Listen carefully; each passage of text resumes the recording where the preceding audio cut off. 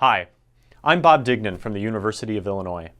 In the fall of 2025, 3 students from the Beckwith Residential Support Services community at Nugent Hall generously gave their time for a podcast conversation. As part of a collective effort on campus, this podcast aims to share student stories about accessibility on this campus and how these students are rising above perceived limitations. The series is designed to highlight the lived experiences of these students, considering their well-being, belonging, learning, and innovating while here. The collaboration is between the Center for Innovation in Teaching and Learning, the Disability Design Studio, and Disability Resources and Educational Services, known as DRES. We hope you enjoy the conversation. Thank you so much for joining for this conversation. The first thing that we want to do to kind of get the ball rolling is to hear a little bit about each of you. So if you don't mind, could you introduce yourself? Maybe, what year in school you are and your major, and then just anything else you'd like to share about yourself. I'm Grace. I'm a junior transfer student from Key Community College, and my major is sociology. Okay. All right. Let's go this way. Hi, my name is Charlie Krupka. I'm a freshman. My major is recreation, sports, and tourism with a concentration in sports. And it's been a great experience being here for my first semester at the UI. I am Owen Chaidez. I'm a sophomore in animal sciences in the pre-vet track, which has been a great experience so far. And I have a disability called arthrogryposis multiplex congenita, or AMC for short. Okay. I also know you go by OC for short. Or OC. Okay, great. So we might be referring to you as OC. That's excellent. So a lot of our questions have to do with your time here. And so the very first thing that we wanted to find out is, well, why did you choose to come to University of Illinois? What's that journey like? So I chose U of I. U of I was mainly my top choice for 2 reasons. First of all, they have an excellent animal science program, and it's in-state, which helps. But second of all, the accessibility of this campus is honestly unrivaled by any other school, combined with the fact that they have the Beckwith Residential Support Service program, which is an accessible dorm for people with severe physical disabilities. No other school I could find in the entire country or world offered a program like that. And so this school being only 2 ways from my hometown, Downers Grove, was basically the number 1 reason I chose this school. Excellent, excellent. What about Grace or Charlie? I didn't really know the Beckwith program until I first came here. I found out about it on a tour.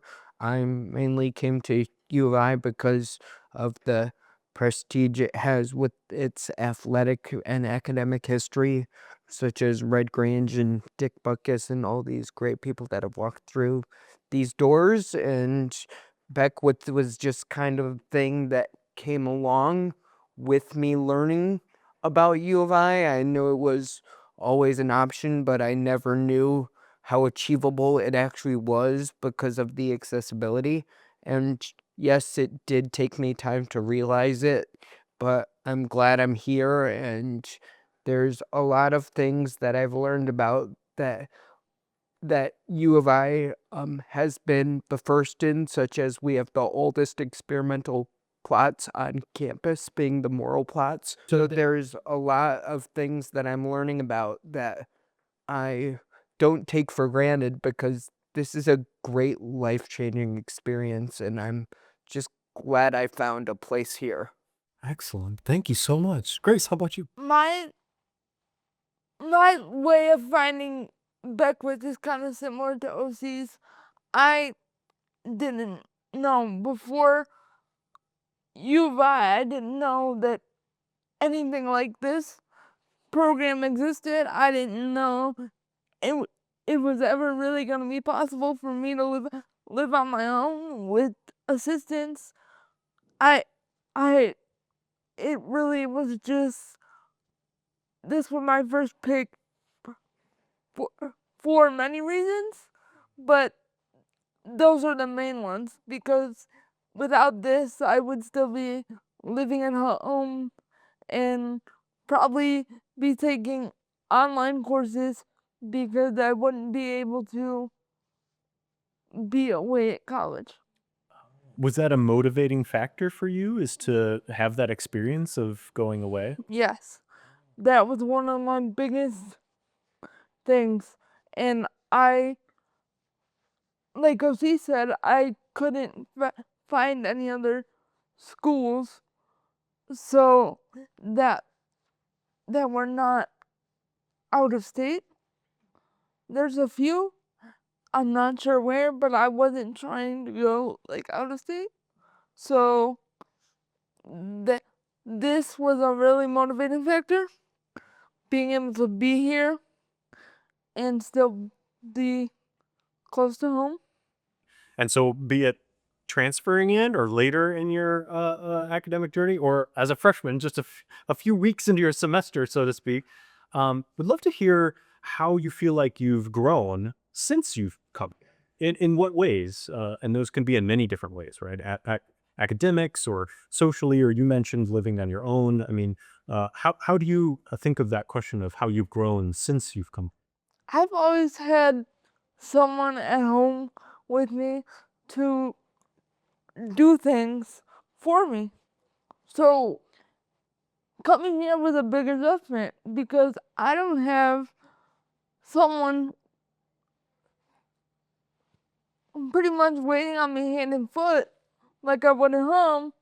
So I've had to find ways to either figure it out on my own or wait for somebody to come help me. But I've found ways to do things honestly I didn't know I could do. That's great. Yeah. What about you guys? Well, I'll go first because you're close to me. It's developing a pattern. But So basically, I'm a new freshman, and the first day, just to remind you all how I visualized it, I didn't know what I was doing. Like basically, like I didn't know where I was going. I remember the first day I had to ask so many people on campus, "Where's this? Where's this? Where's this?" So even though I have a disability, that was thrown out the window because I'm just like every other new freshman. I don't know where I'm going. But then after I realized where I was going and the accessible route to get to where I was going, then it's just muscle memory at this point. Oh, you have to take this turn, you have to slow down at this turn, and you have to like speed up to get across the street. And like even in the snow, like yesterday was my first experience in the snow. I had to let up on my joystick a little bit because it's just learning the technical things, like you have to ease up on the traction and stuff like that. So it's that maneuvering that you have to learn. And I feel like that's what people don't realize about being in chairs and having disabilities, is that there's a lot more than just going to the class. You have to manage what's around you because you have a bigger space around you.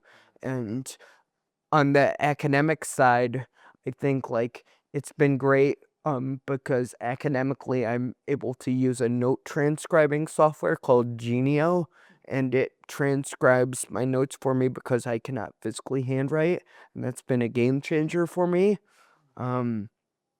All my professors, I've realized, are super accommodating, and I've just been very blessed with a good situation that I didn't know I was coming into.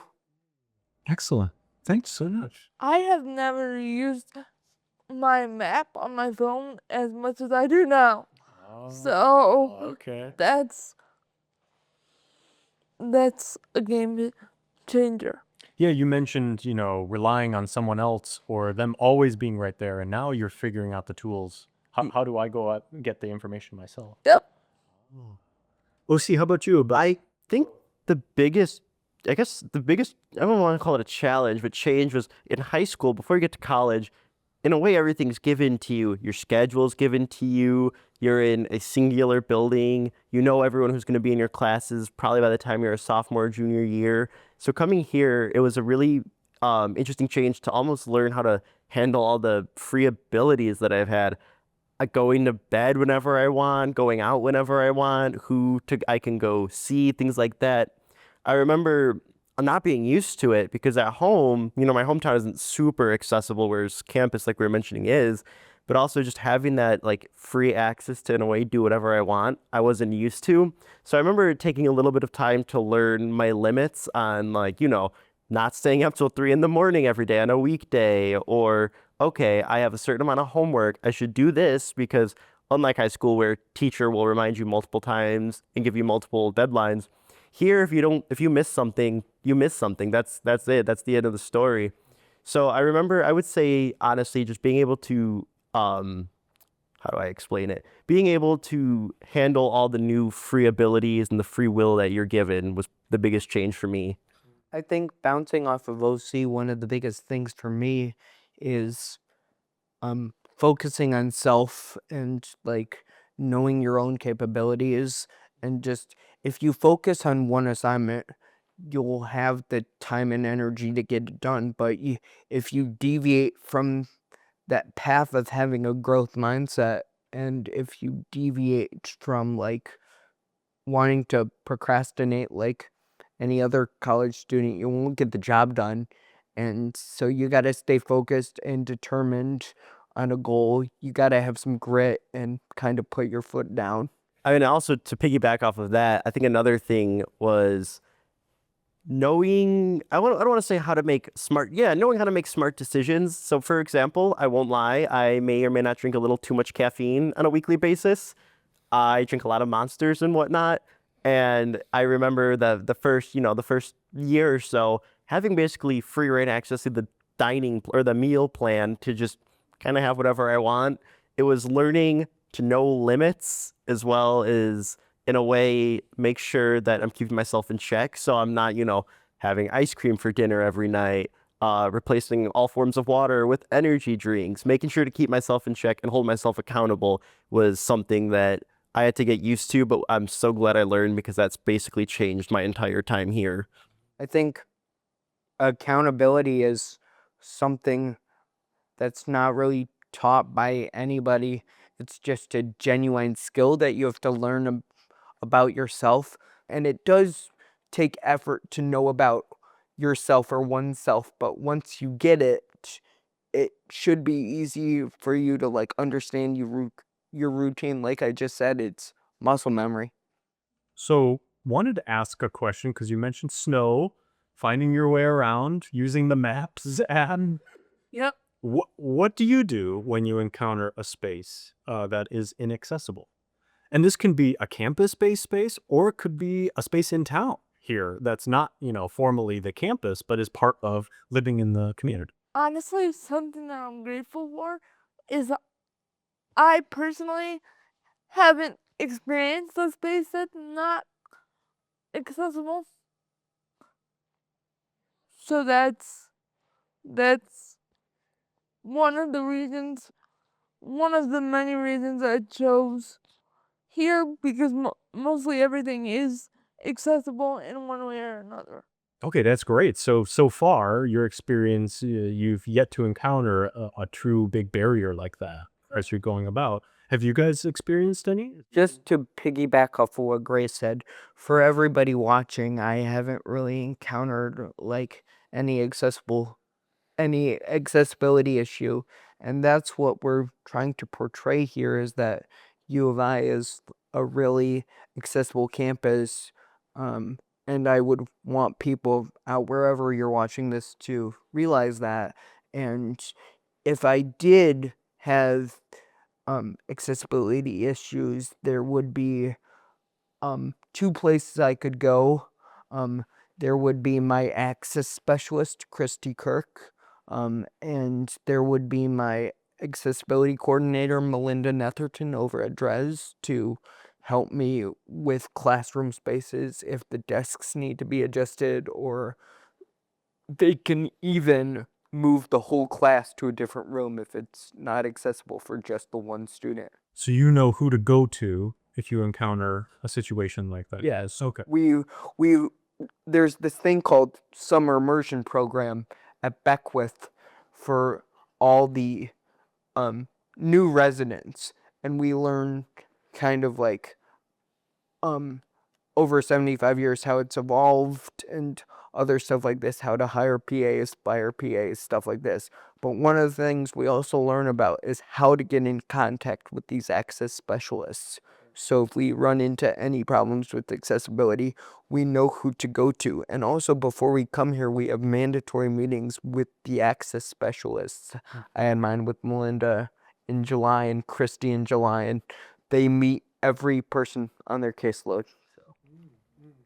I would say I'm personally a big fan of just brute forcing it. I have ran into accessibility issues here, and it's not so much a problem with the school by any means.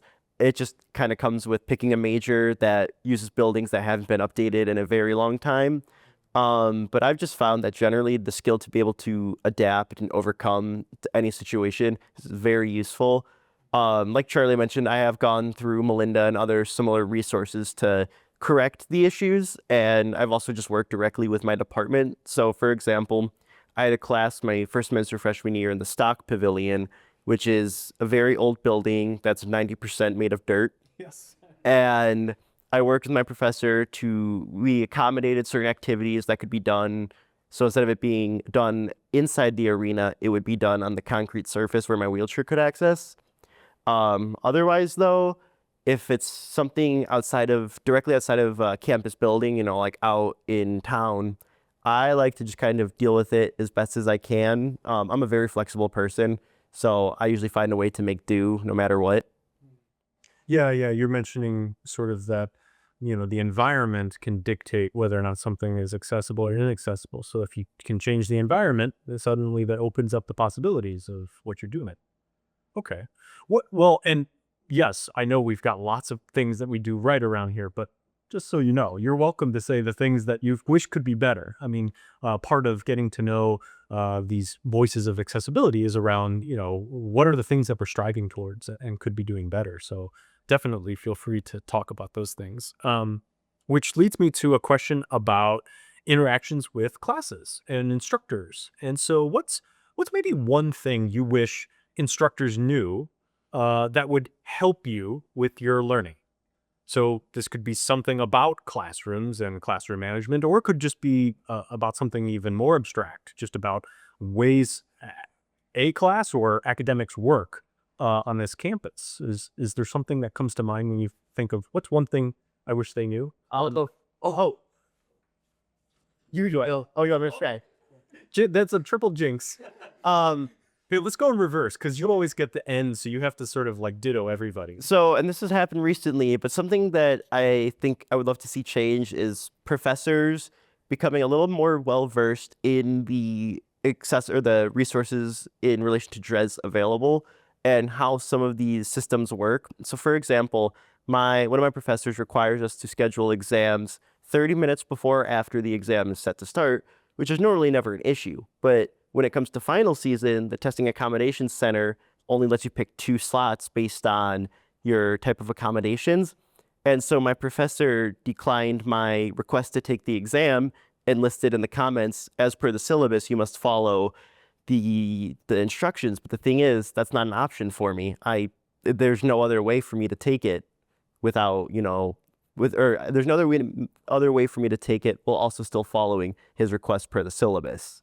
So there's like layers to the university that are here to assist you that at times it seems like they're not interacting with each other. There's almost like a breakdown between these layers, and because of that, sometimes things fall apart, and we with disabilities who need accommodations might suffer because of that breakdown. It seems like there's an overarching authority that stops the DRES layers from happening. Yeah. Is that what you were going to share earlier on? Would that answer your mind? That's part of what I was going to share.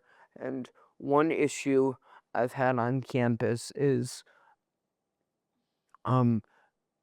so basically my professor does want to get to know me, but one of the issues I have with one of my professors is he has a 50-minute class, and when I came in the first day, he's like, sit right here, you should be fine.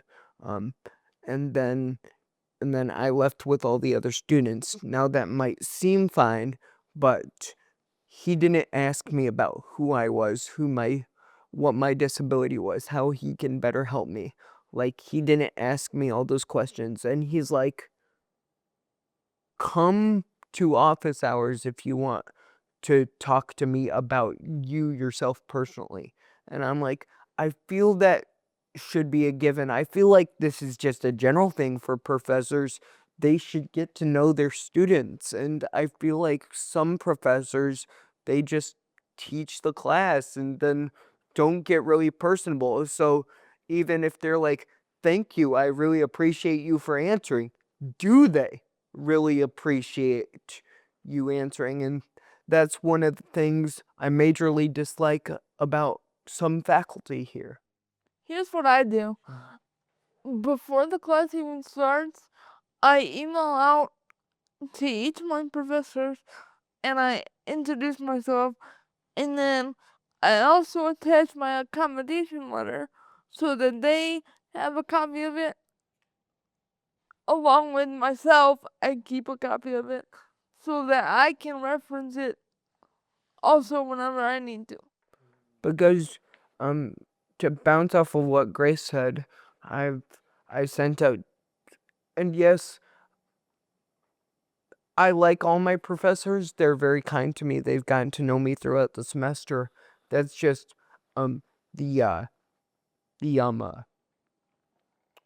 getting to know you on the first day. That's where I feel like some professors can get better, is getting to know your accessibility instead of getting to know it throughout the semester. That's what I meant by that. With that being said, I feel like I sent out my testing accommodations, or I sent out my accommodations letter to all the people, all the professors that I had this semester. And some of my professors, I come into their class and I'm like, and they're like, oh, I'm sorry, I didn't read the letter of accommodation. Are you then supposed to be in here? What do you need? I can kind of make something makeshift happen. And then I'm kind to them. I say, oh, this is what I need, but not always, Bob, do they read the accessibility, and they don't give me the accommodations I need. So they learn them, but they don't give them to me right off the bat, which I wish professors generally just read the letter, because that's something they should do for all students, so they don't take you away from activities. I have a follow-up question that I think pertains to some of what's been coming up, which is, what does inclusion mean to you? How do you think about that concept? I think inclusion, by definition, is the integration, by my definition, is the integration of people in community spaces, no matter of age, race, gender, accessibility, ethnicity, stuff like that. Just all abilities going into one community space, no matter what. And people are all treated equally. People are all treated the same. That's what inclusion would mean to me.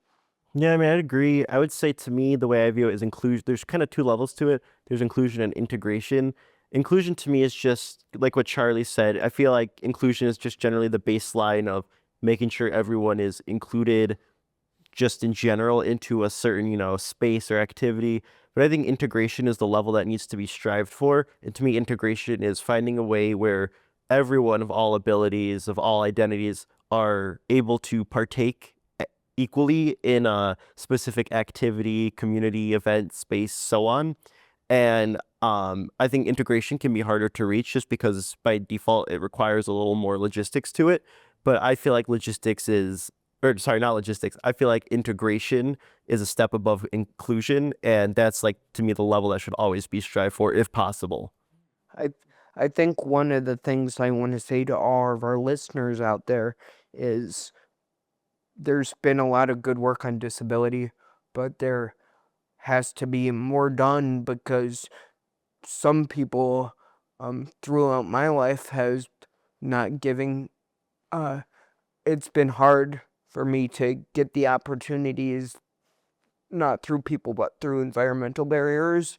And like, there's not like adaptive like groups, clubs you can join. Like, there's no registered student organizations for like athletic, wheelchair related events. I mean, they have wheelchair bocce, wheelchair track, but they don't have, and they have wheelchair basketball, but they don't have like what I play, wheelchair bocce. I play with the Western DuPage Special Rec Association. I actually went to nationals in Birmingham this year, competed, and last year in Omaha I got 4th place in the BC5 division. Oh. So I wanted to ask about outside of, scholastics, outside of your academics. And that's exactly one of the questions that I wanted to ask about is what, if any, clubs or groups or RSOs, registered student organizations, do you partake in? Or maybe just a broader way of asking the question is just like, what's your idea of a good time? What do you like doing? Maybe slamming energy drinks is involved, but what are some of those things? Because there's so much more to being a student here than being a student here. Yeah, so I'd say the biggest thing for me that I do outside of scholastics is I'm an active brother of Triangle Fraternity, which is a STEM-based fraternity. So it is mainly engineers. I'm one of 3 current members who's in animal sciences, but that's been a blast. The guys there have been so great. They always make sure that I'm included into whatever activities going on. They have no problem helping me. Beyond that, just in general, I'm a very social person, so I like to go out on the weekends. I like to spend as much time with other people as possible, and I like to also stay up as late as possible because I feel like, I only have one shot at college, so I may as well make the most of it. You're still young. Yes, I'm thinking about. Oh, she's one of those that also sits in the hallway and talks to everybody. Excellent. So there's a community here. I mean, let's not gloss over. You talked about, all sorts of interactions and inclusion and integration. It's shown here. Right. This is integration at Beckwith and every sense aboard. Grace, Charlie, any other thing to add about things you like to do outside of class? Yes, so in terms of like things I like to do outside of class, I'm a big sports fan. I go to all the sporting events. I'm actually going to the basketball game after we wrap up here. Okay, all right. We'll make sure we're on time. So yeah. But in terms of like clubs, that's one of the things I want to highlight. I'm not in any clubs. I mean, other than DSAC. I mean, I'm not in any other clubs because there are no adaptive RSOs for like wheelchair sports. And this leads me to a topic that I'm talking about in my communications 101 class next week for a speech, is the need for adaptive sports in intercollegiate athletics, even just at the club intramural level, because according to a website called Science Direct, 20.4% of schools recognize intercollegiate adaptive clubs. Now, that's only like 57 schools out of 337 registered member schools who've reported on the survey. And one of the things I want to do, particularly for UI, is head up a wheelchair bocce club because I play wheelchair bocce, and just other RSOs in general, which is registered student organizations. So if I refer to RSOs, that's what I mean. And basically, there's this club on campus that can help create other clubs. It's called Club Hub. Oh, nice. Okay. It's basically the word Club Hub. It's a hub for clubs. So basically, you can go there, draft a general proposal, and then if you have up to 4 people, you can sign a waiver and your club is kind of enacted. But there's a lot of funding that goes on for disability-related clubs, especially like power soccer and wheelchair bocce. You need the scoops for power soccer, you need the balls and the ramps for bocce. And that's what I want to say to people if you're listening. it's very important to give us adaptive sport outlets, because other than physical therapy, it's very hard for us to get physical activity in the way you all do, because I don't like to say it's a disability. I like to say a different ability. So we can like say all we want the same way, but it's a little different for us. So I just want to get that across to our listeners here at home. Well, I appreciate you sharing that, because I'm catching visions off of where you're headed, that creating some of that might be in your future here. I wanted to see if Grace, if you had anything else you wanted to add about things you like to do outside of class. I mean, outside of here, I like to hang out with some of my personal assistants, and I like to hang out with my family.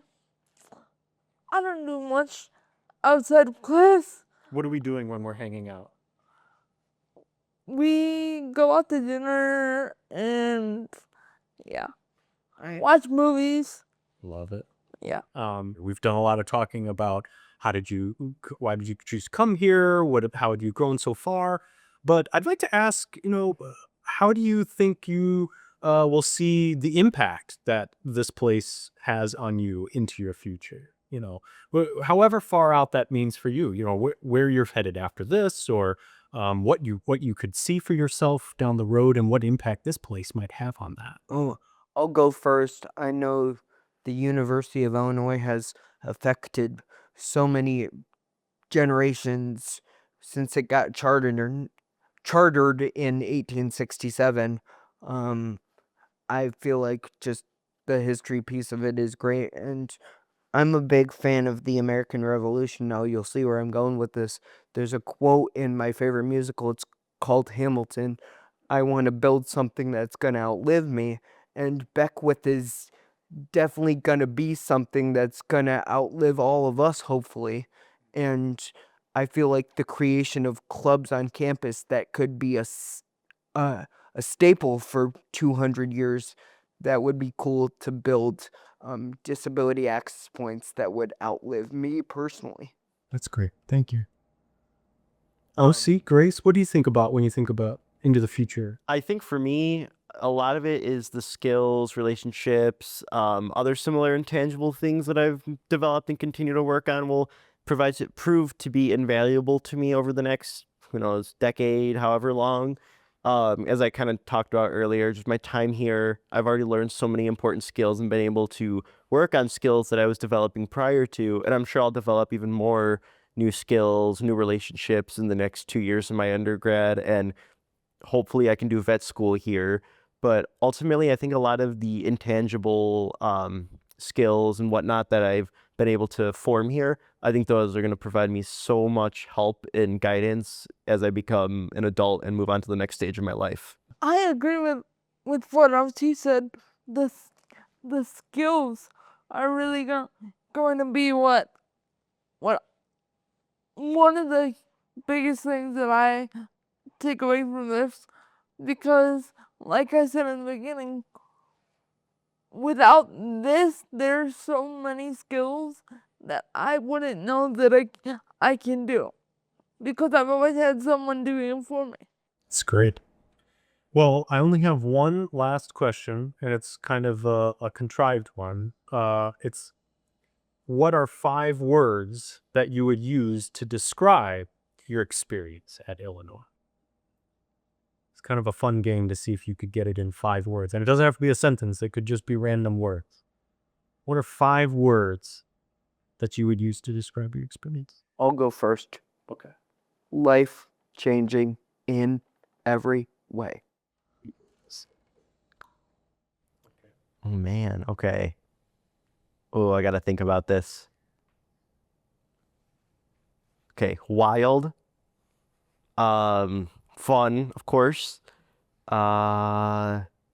Intriguing. Important. And thankful. I would say, if I had to sum up my experience here at the U of I, I would say life-changing, resourceful, tough, but in a good way. Very eye-opening, and I don't know. Very inspiring. Excellent. I Thank you so much. I feel like what we're doing here is great. I feel like one of the things I've heard throughout my life is we're always trying to build bridges, not burn them. And I think this podcast, some of the listeners will see how we've built bridges, and hopefully they will build bridges, not take them away, but build them and build a lot more of them for the disability community. Kind of build off of what Charlie was saying at the bridges, whether we want it or not. I feel like it's a physically disabled person. It's bestowed upon us that we have to kind of be the pioneers to make things accessible and change the status quo for how things are. And I think it's important that we always remember that and are always striving to make sure that is happening, because, you know, it's not always easy and it's not always ideal that that responsibility has to fall on us, but ultimately it is something that is given to us, and I think it can be a great power if we use it. Spider-Man comes to mind. Exactly. Thank you so much, OC, Charlie, Grace. Thank you so much for joining. Thank you so much for having us. Thank you. Yeah.